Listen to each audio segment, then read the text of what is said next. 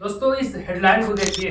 Secret sale of gold by RBI again. देश का सोना दोबारा आरबीआई द्वारा देश से छुपाकर गिरवी रखा गया। जी हाँ, साल 1991 आजाद भारत का वो समय जिसे याद कर आज भी भारतीयों की रूह कांप जाती है। संकट इतना गहरा था कि देश के पास विदेशों से सामान आयात करने के लिए मात्र 20 दिन का पैसा बचा था। 20 दिन बाद भारत पूरी तरह से दिवालिया हो जाता। दुनिया भर के सभी देश और सभी बैंकें भारत को कर्ज देने से इनकार कर चुकी थी। उस समय मजबूरन देश को 67 टन सोना विदेशों में गिरवी रखना पड़ा। और जब ये बात देशवासियों को पता चलती है तो सभी देशवासी भावुक हो जाते हैं और सरकार से निवेदन भी करते हैं कि कुछ भी हो जाए हमारा आत्मसम्मान को बचाइए। और उस समय पीवी नरसिम्हा राव और मनमोहन सिंह कुछ ऐसे निर्णय लिए जिससे देश पूरी तरह से इस संकट से बाहर निकल गया। और आज हमारा भारत परचेजिंग पावर के मामले में अमेरिका, चाइना के बाद दुनिया भर में तीसरे नंबर पर है। आइए जानने का प्रयास करते हैं साल 1991 संकट की पूरी कहानी।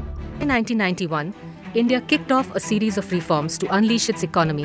हर गृहिणी जानती है और देश को भी ये जान लेना है, समझ लेना है कि हम बहुत ज़्यादा पसारेंगे अपना पाँव। हमने सारा कुछ जब तहकीकात करके तो पता एकदम कंफर्म ही हो गया, समझिए कि यहाँ से सोना बाहर ले जाया जाए। आर्थिक व्यवस्था ऐसे संकट में पहुंची थी जैसा संकट स्वतंत्र भारत के समूचे इतिहास में देखने को नहीं मिला था। India is on the move again. We shall make the future.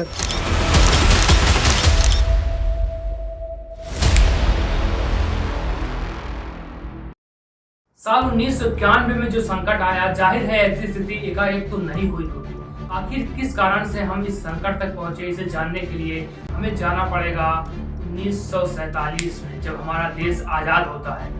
आजाद होने के बाद ही देश में लाइसेंस परमिट राज की स्थापना कर दी जाती है। आज जो आप नोएडा, गुड़गांव और हैदराबाद में बड़ी बड़ी कंपनियों की कतारें देखते हैं, लोगों के हाथ में एक से बढ़कर एक स्मार्टफोन देखते हैं, विभिन्न ब्रांड की सड़कों पर चलती गाड़ियां देखते हैं, साल 1991 से पहले ऐसा नहीं था। और इन सब का कारण था लाइसेंस परमिट राज। लाइसेंस परमिट राज का सीधा मतलब ये होता है कि देश में किसी भी कार्य के लिए, छोटे या बड़े कार्य के लिए सरकार से परमिशन लेनी पड़ती थी। यहाँ तक कि हाथ में पहनने वाली घड़ी और साइकिल के उत्पादन पर और उसका प्राइस क्या होगा, इन सभी पर सरकार का नियंत्रण होता था। लाइसेंस परमिट राज हमारे देश की अर्थव्यवस्था को इस प्रकार प्रभावित किया कि 1990 आते आते हमारी अर्थव्यवस्था पूरी तरह से दम तोड़ चुकी थी और हम बर्बादी के कगार पर आ पहुंचे थे। लेकिन अब आपके मन में एक प्रश्न उठेगा कि आखिर इस लाइसेंस परमिट राज की स्थापना की ही क्यों गई? इसका कारण था गुलामी का भय। जी हाँ, हमारे देश ने 200 वर्षों तक अंग्रेजों की गुलामी झेली थी और अंग्रेज भी भारत में एक ईस्ट इंडिया कंपनी के रूप में भारत में अपना पैर जमाए थे। आज़ादी के बाद देश को ऐसा लगा कि कहीं दूसरी कंपनी हमारे देश पर कब्जा ना कर ले, इसलिए हमारा देश पूंजीवादी अर्थव्यवस्था की ओर बढ़ने की बजाय समाजवादी अर्थव्यवस्था की ओर अधिक कदम बढ़ाया। उस समय रूस टूटा नहीं था, यूएसएसआर हुआ करता था। देश को भी ऐसा लगा कि हम रूस को फॉलो करके अपने देश को यूनाइटेड और अखंड बनाए रख सकते हैं। दोस्तों, यहाँ आप जान लीजिए, अगर अर्थव्यवस्था 3 प्रकार की होती है, पूंजीवादी, समाजवादी और मिश्रित अर्थव्यवस्था। पूंजीवादी अर्थव्यवस्था में वस्तुओं का उत्पादन और प्राइस मार्केट के हिसाब से तय होता है, अर्थात वस्तु की मांग बढ़ेगी उसका प्राइस बढ़ेगा, वस्तु की मांग घटेगी उसका प्राइस घटेगा। लेकिन समाजवादी अर्थव्यवस्था में वस्तुओं का उत्पादन और उसका प्राइस जो होता है मार्केट के हिसाब से नहीं बल्कि सरकारें तय करती हैं, जो जनता के कल्याण के लिए होता है। वहीं मिश्रित अर्थव्यवस्था में सरकार और प्राइवेट सेक्टर दोनों की भागीदारी होती है। इस समय हमारे भारत में जो अर्थव्यवस्था है वो भारत की अर्थव्यवस्था मिश्रित अर्थव्यवस्था है। लेकिन द्वितीय विश्व युद्ध के बाद स्थितियां पूरी तरह से बदल चुकी थी। अमेरिका सुपर पावर के रूप में दुनिया भर में उभर रहा था। आजादी के बाद हमारे देश में जो पैसा था उससे सरकारें विकास कर रही थी। आईआईटी, इसरो, डीआरडीओ जैसे संस्थान बनाए जा रहे थे, बड़े बड़े बांध और परियोजनाएं चला रही थी। इसके कारण हमारा जो संचित पैसा था वो खर्च हो गया था। जब तक जवाहरलाल नेहरू देश के प्रधानमंत्री थे तब तक उन्होंने अर्थव्यवस्था को किसी तरह से बैलेंस बनाकर रखा था। लेकिन उनके जानने के बाद जितने भी प्रधानमंत्री आए उन्होंने खासा इस ओर ध्यान नहीं दिया, जिससे हमारी अर्थव्यवस्था लगातार कमजोर होती हुई चली गई। साथ ही देश ने 1962 में चाइना, 1965 और 71 में पाकिस्तान से युद्ध का सामना किया था, जिससे हमारी अर्थव्यवस्था पूरी तरह से चरमरा गई। राजीव गांधी के कार्यकाल के अंतिम दिनों तक देश की स्थिति बहुत ज्यादा बिगड़ गई थी। 1988 में IMF के चीफ मिशेल कैम्डेस आते हैं और राजीव गांधी से कहते हैं कि आपका जो बचत खाता है और चालू खाता है उसमें कठिनाइयाँ आ रही हैं, आप किसी विशाल संकट में पड़ सकते हैं, आपको इससे बचने के लिए IMF से संपर्क करना चाहिए और लोन लेना चाहिए। राजीव गांधी कैम्डेस की इस बात से सहमत हो गए थे, लेकिन कहा जाता है कि उनके मंत्रिमंडल के अन्य लोग इस बात से सहमत नहीं हुए, क्योंकि IMF से वही देश कर्ज लेते हैं जो पूरी तरह से बर्बाद हो चुके होते हैं या बर्बाद होने के कगार पर होते हैं। इसी बीच दिसंबर 1989 में देश में आम चुनाव होते हैं। राजीव गांधी की सरकार को पूर्ण बहुमत नहीं मिलता है, जिसके कारण उन्होंने गठबंधन की सरकार बनाने से इनकार कर देते हैं और जनता पार्टी की BP सिंह बीजेपी की सहायता से अपनी सरकार बनाते हैं और अगले प्रधानमंत्री बनते हैं। इसी बीच 25 सितंबर 1990 को लाल कृष्ण आडवाणी सोमनाथ से अपनी रथ यात्रा निकालते हैं, जिसके कारण उन्हें 23 अक्टूबर 1990 को बिहार के समस्तीपुर में गिरफ्तार कर लिया जाता है और इसी से आहत होने के कारण बीजेपी BP सिंह से अपना समर्थन वापस ले लेती है, जिसके कारण उनकी सरकार गिर जाती है और चंद्रशेखर राजीव गांधी की सहायता से देश के अगले प्रधानमंत्री बनते हैं। तभी दुनिया में एक बहुत बड़ी घटना घटती है। इराक के सद्दाम हुसैन कुवैत पर हमला कर देते हैं, जिसके कारण खाड़ी युद्ध प्रारंभ हो जाता है, जिसके कारण भारत को दुगना संकट झेलना पड़ता है। जहां तक भारत अभी तक 500 करोड़ रुपए से अधिक हर महीने तेल के आयात पर खर्च कर रहा था, अब उसे 1200 करोड़ रुपए से अधिक हर महीने तेल के आयात के लिए खर्च करना पड़ा। और जो भारतीय अरब देशों में रहते थे और वहां से पैसा भेजते थे, अब वो सब बंद हो गया। उल्टा वे सभी बैंकों से अधिक मात्रा में पैसा निकालने लगे, जिसके कारण देश की अर्थव्यवस्था पूरी तरह से चरमरा गई। अब देश की पूरी जिम्मेदारी प्रधानमंत्री चंद्रशेखर और वित्त मंत्री यशवंत सिन्हा पर थी। उन्होंने IMF से कर्ज लेने की अपील की, लेकिन अमेरिका इसके लिए बहुत बड़ी शर्त रखा, क्योंकि उस समय IMF के पास अमेरिका का 80% से अधिक का शेयर था और उसकी बिना इजाजत के भारत को कर्ज मिलना मुश्किल था। उसने कहा कि हमारे जो लड़ाकू विमान इराक पर हमला करने जा रहे हैं, उन्हें भारत में उतरने और फ्यूल भरने की इजाजत दी जाए।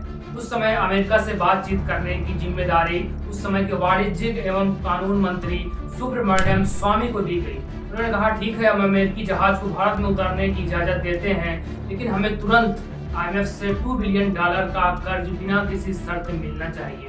इस तरह से जो भारत हमेशा अरब देशों की ओर रहा, वो मजबूरी के कारण अमेरिका को साथ देने के लिए विवश हो गया।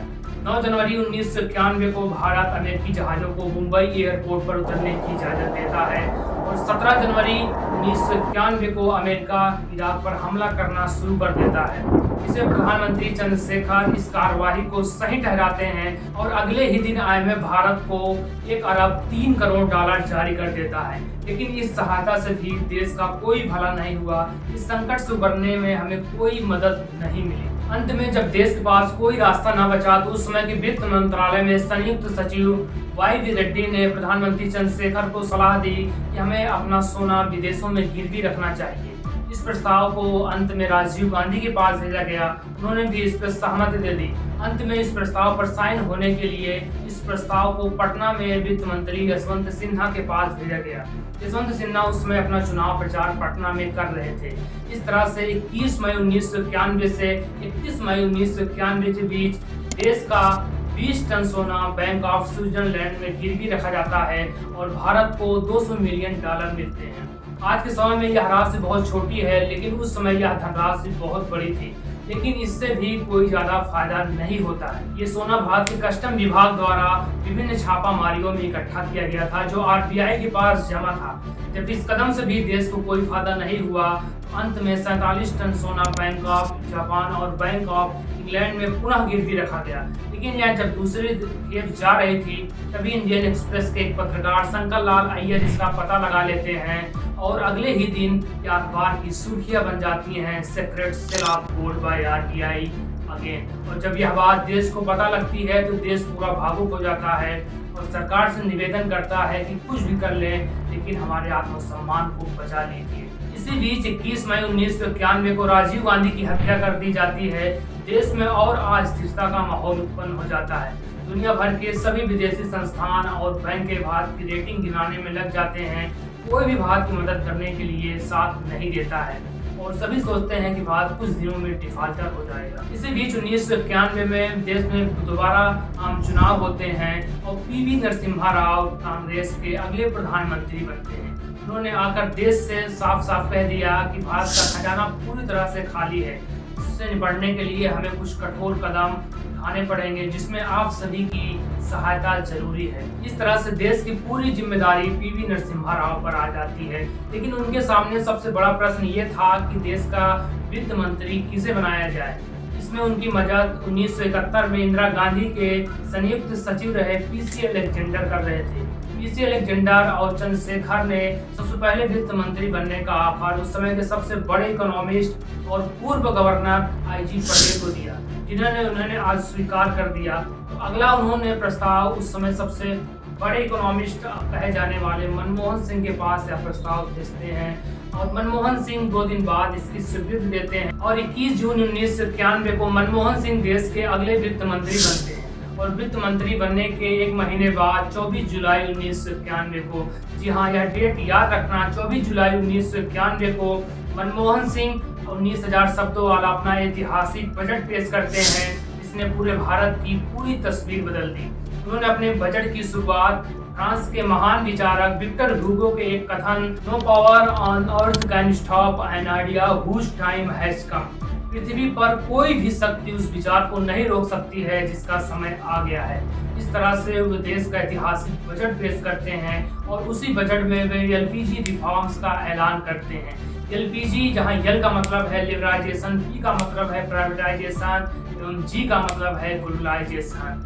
लिबरलाइजेशन उदारीकरण, निजीकरण और वैश्वीकरण का ऐलान करते हैं, जिससे हमारा देश दुनिया भर में जो अभी तक एक बंद बाजार रहा था वो पूरी तरह से दुनिया भर के लोगों के लिए खुल गया था। हमारे देश में प्राइवेट सेक्टर एक से बढ़कर एक ग्रो करना शुरू हो गए और प्रधानमंत्री पीवी नरसिम्हा राव 2 मंत्रालय को अपने पास रखते हैं और उन्होंने एक के बाद एक करके फैसले लेते चले जाते हैं। उसमें भारत ने केवल 18 सेक्टर जैसे फोर्थ सेक्टर हो गया, डिफेंस सेक्टर हो गया, छोड़ करके सभी को प्राइवेट करना और शेयर देना शुरू कर दिया था, जिससे हमारा देश आज परचेजिंग पावर के मामले में तीसरे स्थान पर खड़ा है। इस तरह से पूरे भारत की तस्वीर बदल जाती है और भारत पूरी तरह से संकट से निकल जाता है और भारत की अर्थव्यवस्था एक बार फिर से अपनी पटरी पर आ पहुंचती है। जल्द ही स्थितियां समान होती हैं और भारत जो अपना सोना विदेशों में गिरवी रखा था उसी वर्ष दिसंबर 1991 में उसे वापस लाता है और पुनः आरबीआई को इसे सौंप देता है। दोस्तों, इस तरह से हमारा देश पूरी तरह से संकट से बाहर निकल जाता है। लेकिन यहाँ ध्यान देने वाली बात यह है, जितना संकट से निकलने में वित्त मंत्री मनमोहन सिंह का सहयोग था, उससे कहीं ज्यादा सहयोग उस समय प्रधानमंत्री पीवी नरसिम्हा राव जी का भी था, क्योंकि राजनीतिक उठक पटक से बचाने का कार्य मनमोहन सिंह को पीवी नरसिम्हा राव ही करते थे और जितने भी सुझाव मनमोहन सिंह देते थे उन सभी को लागू करने का कार्य पीवी नरसिम्हा राव ही करते थे। दोस्तों, ये थी साल 1991 के संकट की पूरी कहानी। यदि आपको यह पसंद आई हो, वीडियो को लाइक और शेयर करना ना भूलें और ऐसी वीडियो के लिए हमारे साथ जुड़ने के लिए चैनल को सब्सक्राइब करिए और बेल आइकन को जरूर प्रेस करें।